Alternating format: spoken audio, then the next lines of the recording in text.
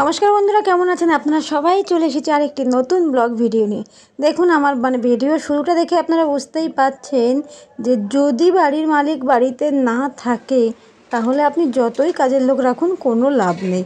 আমার ঘর, আমি আজকে একটু অফিস থেকে তাড়াতাড়ি এসেছিলাম, তো আমি একটু দেখলাম আমার ঘরের চারদিকটা দেখে আমারই একটু অস্বস্তি হতে আমি ঘরটা একটু ভালো করে ঝাড় দিতাম, দিলেই তো দেখতে পেলেন কি অবস্থা। এত নোংরা, ভাবা যায় না যে একদিনে হতে পারে। অথচ আমার বাড়িতে পার ডে ঠিকা কাজের মাসি আছে যে ঘর ঝাড় দেয়, মোছে। তো যাই হোক বন্ধুরা, এখানে রাগের কিছু নেই, এখানে নিজে না থাকলে এরকমই অবস্থা। তো ঘর দোর ঝাড়পাট দিয়ে তারপরে বাচ্চাদের খাবার দাবার রেডি করে যখন নিজে খাবো বলে রান্না করতে গেছি, দিয়ে দেখছি ও মা, এ তো বিশাল ব্যাপার। আজকে তো আমাদের নুন হলুদ কিচ্ছু নেই। তো এত রাগ হচ্ছিল তখন খিদের মধ্যে, তখন মনে হচ্ছিল না কাউকে মেরে ফেলে দিই সবাইকে, কিন্তু কাকে মারবো, নিজেকে ছাড়া কাউকেই মারার মতো নেই, তো নিজেকে তো আর মারতে পারি না। সেই জন্য কী করলাম, আমি যেটা করলাম সেটা হলো ওই দই নিয়ে এসেছিলাম, আমি কাতলা দই করব বলে, দই কাতলা। তো সেখান থেকে আমি 1 কেজি এনেছিলাম। তো আমি এক বাটি একদম 1 বাটি দই একেবারে চিনি দিয়ে মিশিয়ে আগেই খেয়ে নিলাম, কারণ এক তো সকাল থেকে টিফিন বিশেষ খাওয়া হয়নি, তার উপরে এই ঘর ঝাড়ু পোছা করতে গিয়ে তো আমার আরও ভীষণ খিদে পেয়ে গেছে।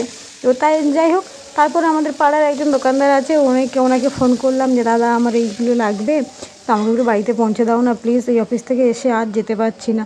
তো সত্যি কথা বলতে উনি ভীষণ ভালোবাসে, যার জন্য আমাকে আর না বলেনি, আমার বাড়িতে এসেই মালগুলো দিয়ে গেছে। তো এদিকে আমি বাচ্চাদের খাবার দাবার আগেই দিয়ে দিয়েছিলাম, ওরা খেয়ে দিয়ে নিয়ে যে যার মতো সেটা রেস্টে আছে। এবার এদিকে আসুন বন্ধুরা, দেখুন দই কাতলা বানিয়েছি, ভাবলাম আপনাদেরকে একটু দেখিয়েই দিই। রাঁধুনি হিসেবে তো আমি বড় বিচ্ছিরি, তবুও কীভাবে বানালাম সেটাই আর কি। তো দেখুন কাতলা মাছগুলোকে আমি প্রথমে কিন্তু নুন হলুদ দিয়ে মাখিয়ে রেখেছিলাম, তারপরে কড়া করে তেলে ভেজে নিলাম। এদিকে দেখতেই পাচ্ছেন, এদিকে যেমন রান্নাঘরের জানলা দিয়ে দেখছি ওখানে মাঠে বসে বেশ আড্ডা চলছে একটা। তো যাই হোক বন্ধুরা, কাতলা মাছের পিসগুলো যখন ধুতে গেছি না, দেখে তো আমার ভীষণ মাথা গরম হয়ে গেছিলো যে বাবা এত ছোট ছোট করে কেটেছে, যে মনে হচ্ছিলো কি কিছু বলার নেই, এত রাগ হচ্ছিলো যে এত ছোট কে কাটতে বললো। কিন্তু তারপরে আমার বান্ধবীকে ফোনে বললাম, জানিস তো মাছগুলো এত ছোটো কাটানো আমার বিরক্তি লাগছে। তো বান্ধবীরা চিন্তা করছিস কেন, কাতলা মাছ নয়, ঝোলের মধ্যে দিলে ফোলে, তো ওই জন্যই দোকানদাররা জেনে বুঝে একটু ছোটো করেছে। তো যাই হোক বন্ধুরা, মাছগুলোকে প্রথমে নুন হলুদ মাখিয়ে রেখেছিলাম, রেখে কিন্তু আমি ভেজে নিলাম। আর তারপরে আমি একটা মিক্সিতে আমি পেঁয়াজ, লঙ্কা, আদা কুচি, রসুন কুচি নিয়ে আমি আগে থেকে পেস্ট করে রেখেছিলাম। এবার তেলের মধ্যে তেজপাতা আর সাদা জিরে, অ্যাকচুয়ালি এখানে না লবঙ্গ দিতে বলেছিল, যে আমি চ্যানেলটা দেখে আমি করছিলাম রান্নাটা, এবং আরও অনেক কিছু অ্যাড ছিল, কিন্তু সেগুলো আমার কাছে ছিল না বলে আমি জাস্ট নর্মালের ওপরেই ছেড়ে দিলাম ব্যাপারটাকে। তো যাই হোক, তেলের মধ্যে আমি তেজপাতা জিরে ফোড়ন দিয়েছিলাম, দেওয়ার পরে মশলাটা দিয়ে ভালোভাবে কষে নিয়ে বেশ তারপরে একটু লো ফ্লেমে রেখে দইটাকে ফেটিয়ে নিয়ে তার মধ্যে দিয়েছিলাম।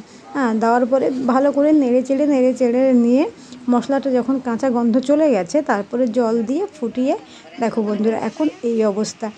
গোপাল আর আমি খেতে বসেছি, আজকে গোপালের পরীক্ষা ছিল, তো আমরা দুজন খেতে বসেছি। আর গোপাল ভিডিও আসতে চায় না, কারণ এটাই যে গোপালের খুব গরম লাগে, তো ও বেচারা না একেবারে শুধু হাফ প্যান্টেই ঘরে থাকে বেশিরভাগ সময়, তো ও লজ্জা পায়, ও বলে না আমাকে দেখাবে না এইভাবে। আর দেখুন বন্ধুরা, আমরা টেবিল রাখিনি খাওয়ার জন্য, আসলে আমাদের খাওয়ার টেবিল আছে, কিন্তু এই তোজোদের জন্য না টেবিলটা রাখা হয় না।